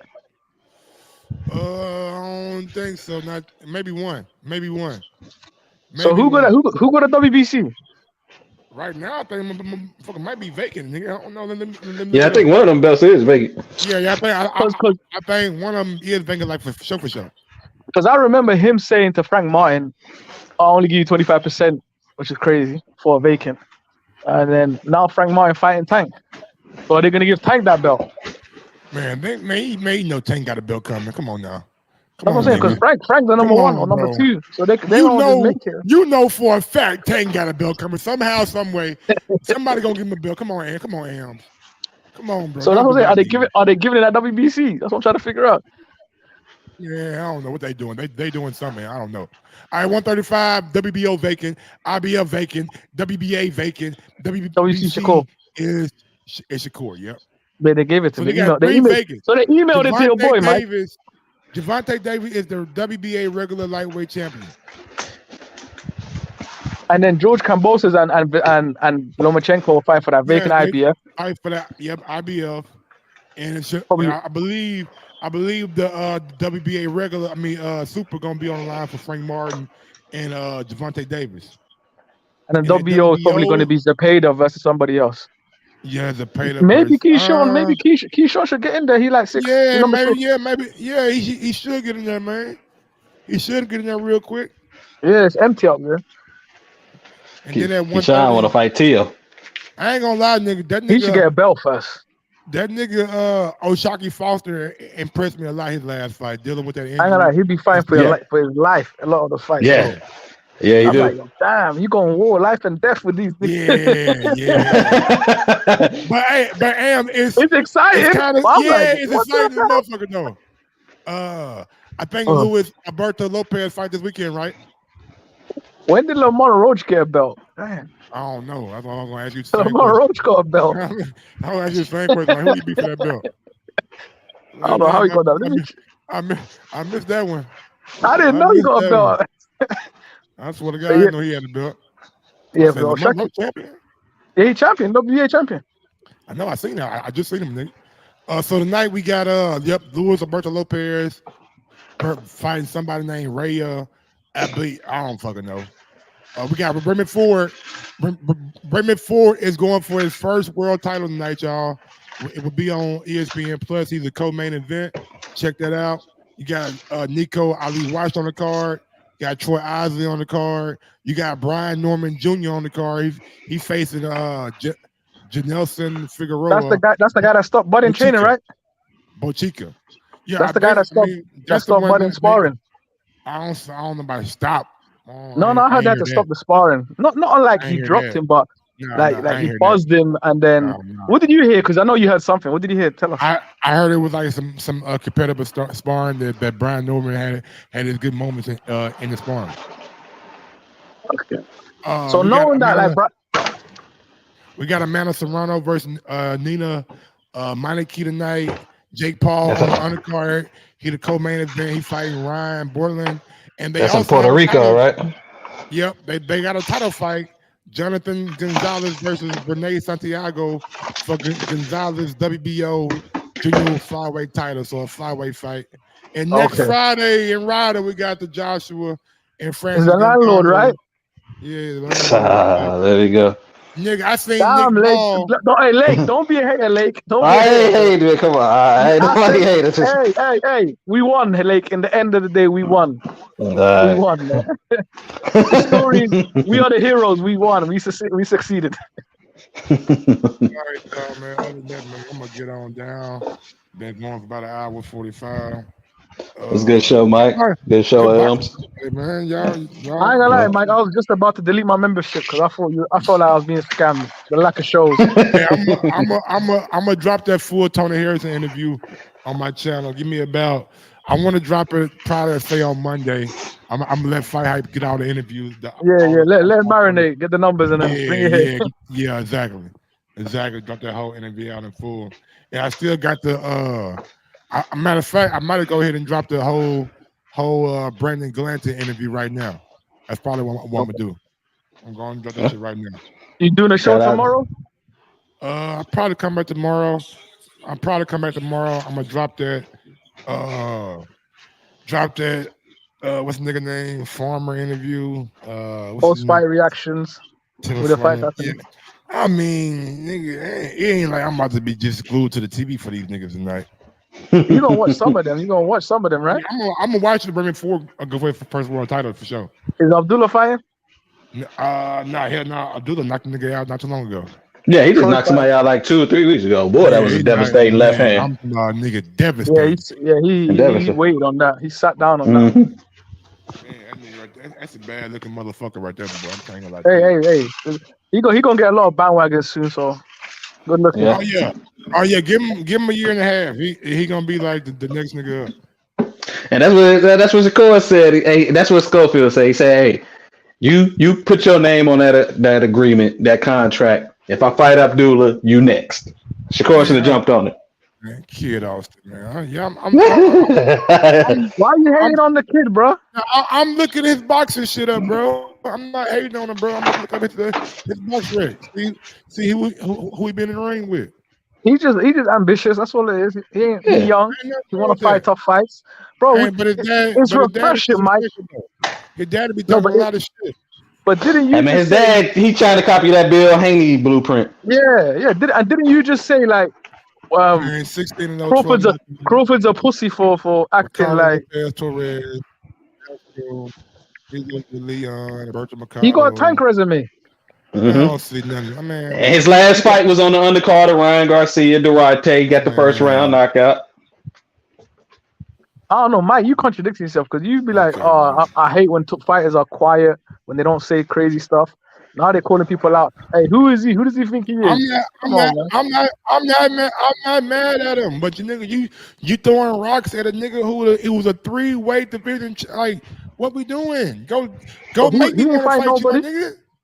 So who would you prefer Shakur to fight? Because Shakur ain't fighting nobody. But yeah, I mean, if David Benavidez can fight David Morrell, I don't see why Shakur can't fight a Schofield or something. That's what people be asking. But that's the thing. That's the thing, Lake County. Benavidez won't fight Morrell. I wouldn't mind. But Morrell ain't did nothing though. I wouldn't mind top rainmaker Shakur versus Teofimo Lopez. That ain't happening. Stop. Nah, that's gonna be another Y'all want big Jermaine fights? Ortiz versus Tio. Y'all- That's gonna be another y'all Jermaine Ortiz versus Tio. They ain't gonna want big do it. fights? That's what I want to see. Say that again. Nah, man, cause Shakur, bro, like he more aggressive than Jermaine. Man, his stock dropped a lot that last fight though, bro. See, one fight, but what about Oscar Valdez, where we knocked his ass down and knocked him in the round? What about Jamel Herring, where we knocked his ass around the ring? Dude, Oh my God. I mean, what have you done for me lately? That's boxing, stop, man. Mike. Stop. Mike said Stop. Jamel Herring. Come on, bro. Stop. What's wrong with Jamel Herring? Didn't he beat your boy Carl Frampton? Fucked him up, didn't he? Ain't my Fucked him boy, up, number didn't one. Number one, he? ain't my Here's boy. your boy. Here's your wow. boy. Wow. You was riding with him. You was riding with him when you. So you want to ride with him? No, I knew he was gonna lose a fight. For that fight? Nah, you lying. I wanted him to win, but I knew he was gonna lose. All right, so you was riding with him. All right, that's I like Frampton because that's the definition of riding with a nigga, my nigga. Nah, because I like that he gave Jamel like a money fight on his way out. You know what I'm saying? Especially after what Shakur did to him after when he got the WBO to swap the splits around. But Shakur announced he's coming back in June, right? Against who? Navarrete probably. Oh man, that whole card was bad, man. That whole card was bad. Navarrete got because he fought Conceição. He fought Conceição. They thought Navarrete and Shakur was gonna look good. That was gonna be the next fight, but they both kind of, stunk up the place. Did Navarrete have a good fight, but he just got hurt and almost lost. Almost lost. And some people felt like he did. Man, he did lose, I think. Didn't he stop the guy in the end, or am I bugging? Nah. His last fight was against Conceição. Oh yeah, he did lose that fight. What you talking about, man? That whole Thursday top rank right before the Super Bowl, man. That whole card didn't go the way they wanted it to go. So what about Keyshawn and Shakur? Who? Keyshawn Davis versus Shakur. Nah, they two same team, same camp type stuff. Man, they need to wake up and get the money, bro. Stop. Yeah, they two buddy. Yeah. I tell Tony last night when he was bringing up Alicia and Clarissa. Mm-hmm. Yeah, everybody can't be friends, man. Can't be friends. But all right, y'all, man, get on down, man. Y'all smash that thumbs up button on the way out. Y'all know how we get down. Big up to my guy. Before you finish, Mike, my bad. I just want to say on the last subject you just said, is it? Do you think Shakur's doing it on purpose, like befriending the younger top fighters like Mason, Keyshawn, to avoid them, or like? I just think they from the same area, my nigga. No, but they go to Abdullah Mason. Abdullah Mason is not from Jersey, Mike. But they go through that fucking that. They ain't got the same trainer. USA nah. It's strategic, bro. I see what's going on. Yeah, because Keyshawn from Virginia too. Yeah, it's strategic. Man. I ain't stupid. Oh, he my boy. Yeah, we ain't never gonna fight. Say no more. I don't think Abdullah, like, he don't care about being that boy shit. Like, we gonna fight. Yeah. Abdullah is probably gonna say, "Yo, let's fight eventually." Yeah, for sure. But yeah, man, y'all know what it is, man. Smash that thumbs up button on your way out. Big ups to my guy Lake County. Big ups to my guy Ems. Till next time, y'all probably see me tomorrow. Every superhero need his theme music, and you know I got mine. I'm out this thing. Yes, sir.